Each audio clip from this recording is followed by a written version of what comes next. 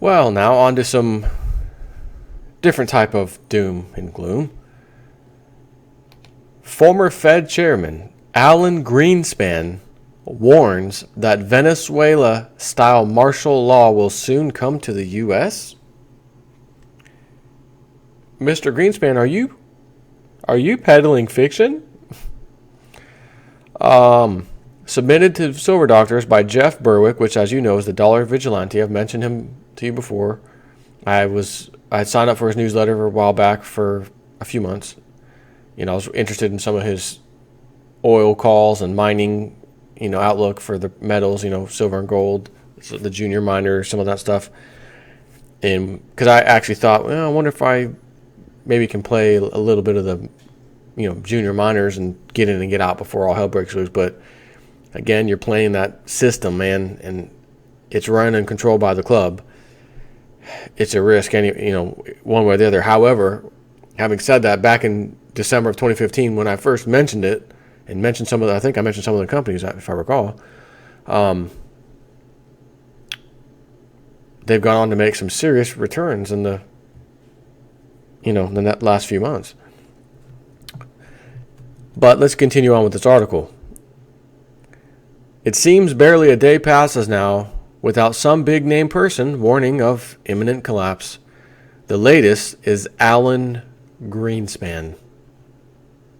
In an interview on Thursday, which was last week, he told Fox News that Venezuela is now under martial law and that, quote, America is next, end quote. He said that what was happening in Venezuela was inevitably going to take place in the United States. I agree with this, says Mr. Berwick. Yeah, I'll raise my hand too. And,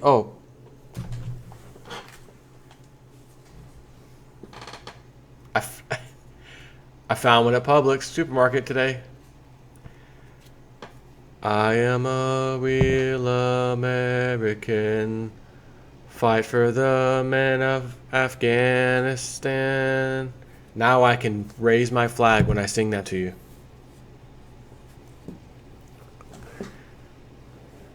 Now, where was I?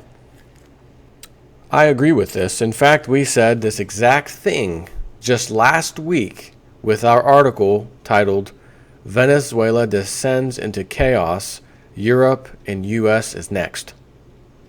Funny enough, a few brainwashed sheeple said we were crazy for saying it. Now Greenspan has said the same thing. Is he crazy? He says, actually, don't answer that. But while we agree with Greenspan that crisis is coming to the U.S., that's where our agreement ends. We say it is coming to the U.S. because the conditions in the U.S. are not that much different than Venezuela, and the globalist plan is to turn the entire world into Venezuela. Greenspan, on the other hand, is already trying to divert attention from the real cause of Venezuela's problems, the government and central banking. Instead, he explained that the reason the U.S. would end up like Venezuela involved a global problem of a shortage of productivity growth. It is this lack of productive growth that creates and expands an economic crisis, he claimed. This is what he calls green speak at its finest. The problems in Venezuela aren't due to an extreme socialist government and a Keynesian money printing central bank, according to him. No, the problem is just that things aren't growing fast enough. That's all. Well, to an extent that's true, he says, but things aren't growing at all in Venezuela. In fact, they are imploding at a rate I've never personally witnessed before. But that isn't the root cause of the problem. The reason why Venezuela's economy isn't growing is because of the federal government and the central bank. Of course, you'll never hear a central banker admit that. The problem is never them. it's always some obtuse economic buzz phrase like a lack of productivity growth. Greenspan continued by downplaying the role of central banking and government in the Venezuela disaster. He then focused on the Federal Reserve and continued his lying. He said what the Fed did now was less important than what the markets did. While more money was available, actual production was not. Too many older people and too few resources. That was the problem. This is how Greenspan is explaining the expanding crisis of debt, socialism, and price inflation. It is coming from lack of productivity. Additionally, older workers prefer to be recipients of social benefits, and this also has a negative impact on productivity, he claimed.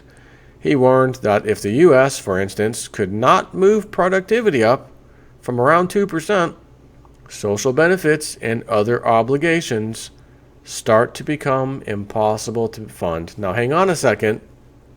Two things. Bix Weir, not sure if he's watching my video, but Bix, I thought Alan Greenspan was one of the good guys, according to you. Let me just remind everybody. Current female head of the Federal Reserve, Jewish. Former Ben Bernanke, Jewish. Former Alan Greenspan, Jewish. And what was the other guy's name before him? I had it before I just said that and then I lost it. Volcker, Paul Volcker. Jewish. What are the chances of that?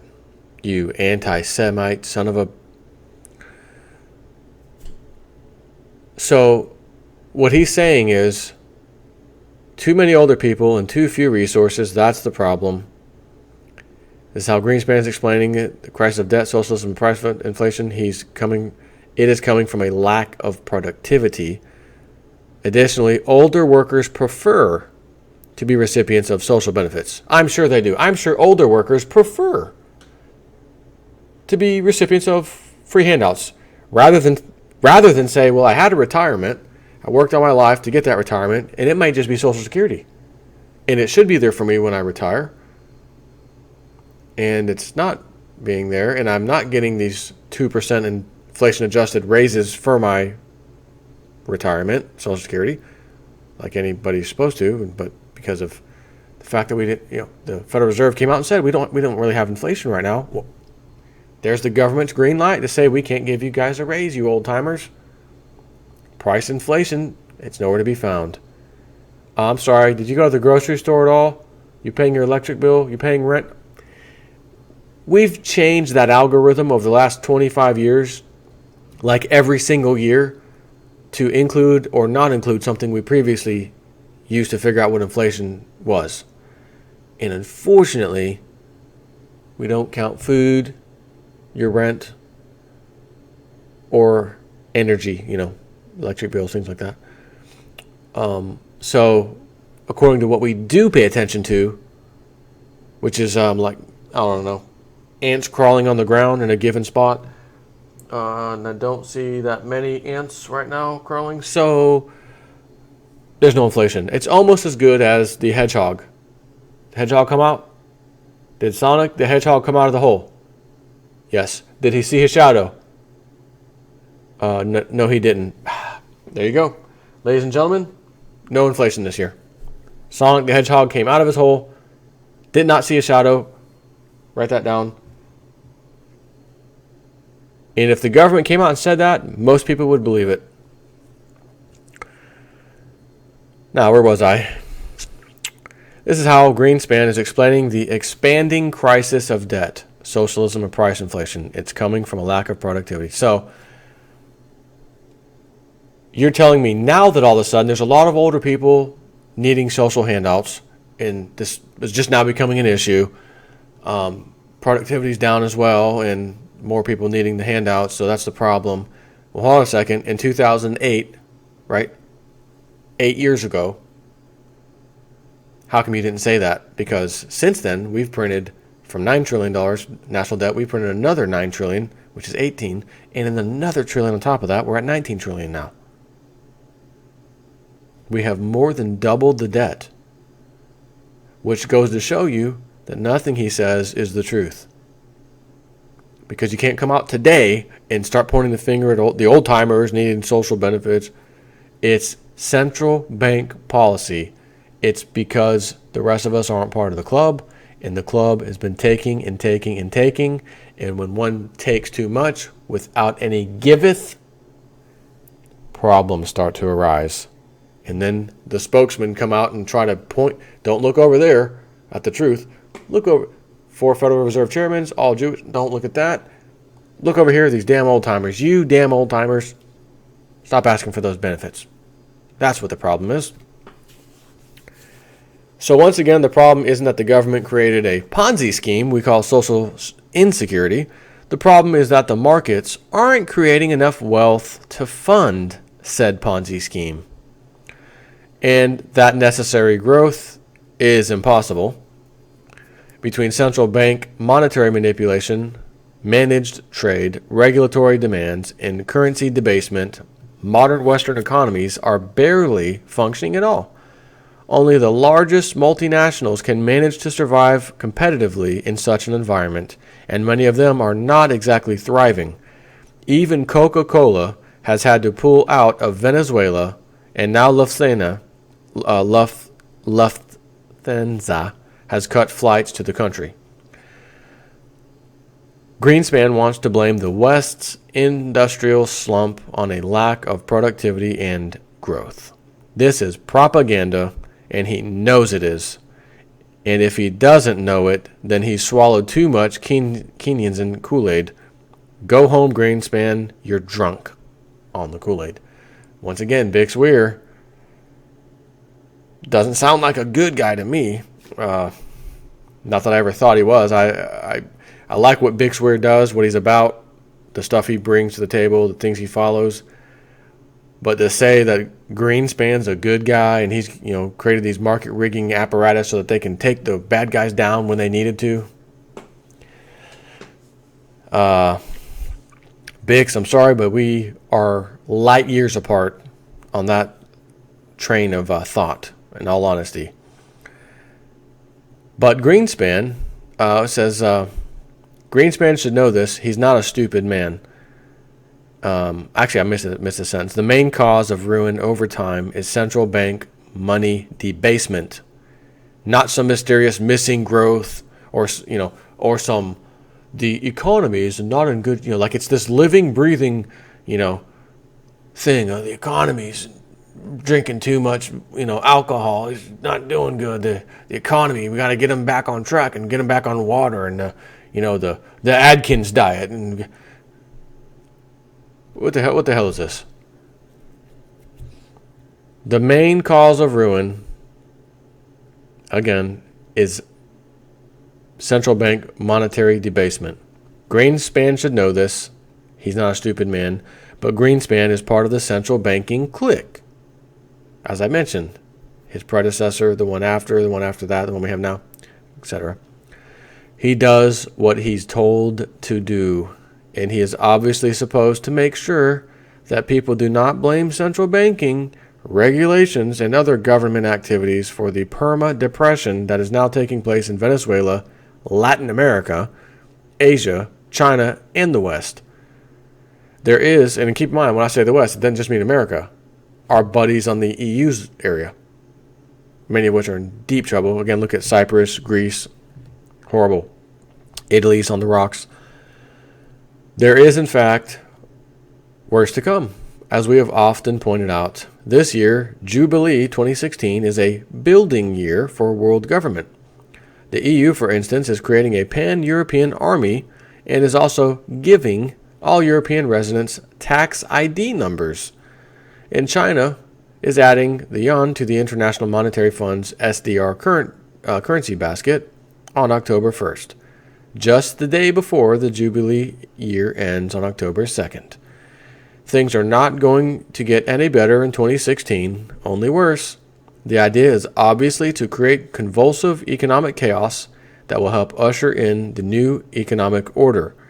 You may know it as the New World Order when it comes finally. In the meantime, Greenspan is supposed to distract your attention. I went to Venezuela recently, as you probably know, which I saw his video and I mentioned it and told you where his link was, him and Luke Radowski, and predicted just what Greenspan is talking about. But unlike Greenspan, I blame the problems that Venezuela is having on an oppressive government and destructive central bank policies. That's obvious to anyone who looks at Venezuela without an agenda. But Greenspan and his crowd have an agenda. They want globalism, and they want it soon, and they will mislead, cheat, and destroy to get what they want. I'm proud to say that the Dollar Vigilante, along with some other alternative financial publications, stand in their way. If you want to track the lies on a regular basis and figure out what you need to do to protect yourself and even profit from their agenda, I urge you to sign up for our newsletter, which is, you can go to the site, thedollarvigilante.com/subscribe, or just go there if you're interested. Again, we've been saying this for a while. Obama just came out and said anyone who talks bad about the economy essentially is peddling fiction. Then what say you, sir, of Sir Greenspan? Because he just said the same thing.